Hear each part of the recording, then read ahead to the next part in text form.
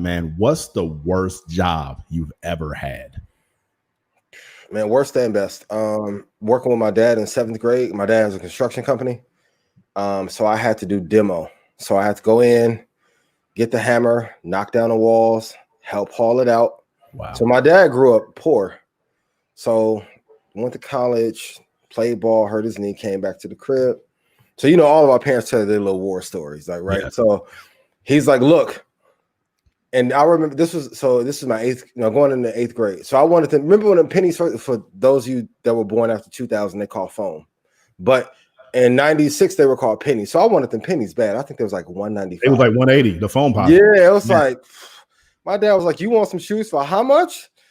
He was like, okay, I'll get them for you. Come work with me 4 weekends. I'm like, that ain't nothing. You don't do nothing but sit in the truck. Okay, cool.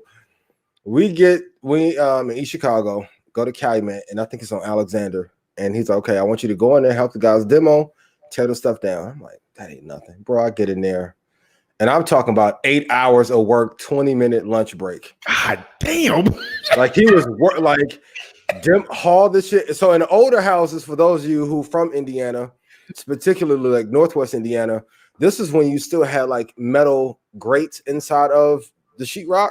Yeah. So it was heavy. So I'm doing some Amistad slave labor. And then I did that 4 weekends. I'm dusty, dirty. And then he like, you still want them pennies? And I'm like, I don't even want them no more. He was like, but I need you to know for everything that you buy, there's a certain amount of time you got to give up. Yeah. And I need you to see what I'm doing. Don't think this money just coming freely because you see me doing good. You didn't see when I did bad.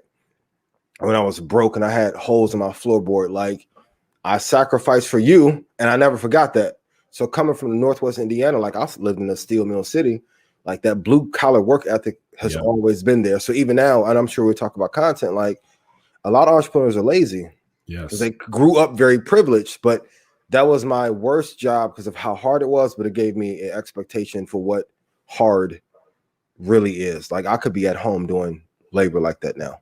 Shout out to Pops, but there's no way that was legal.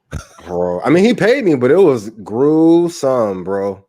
And then I'm all dirty. I'm trying to eat my lunch. My hands got dust all. I'm like, oh my God, I can't.